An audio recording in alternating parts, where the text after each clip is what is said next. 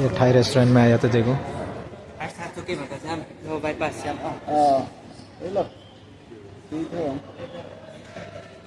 मस्त दिख रहा है देखो भाई।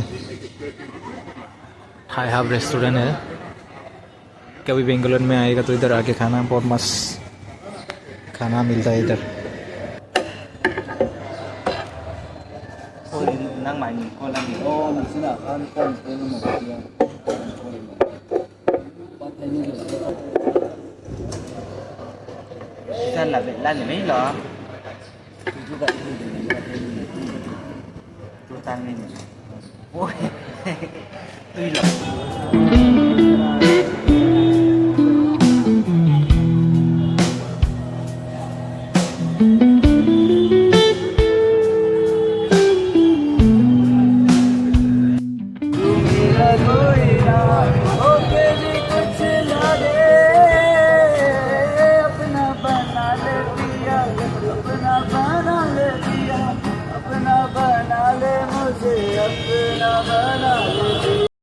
क्या नज़ारा है देखो भाई, फुल मून।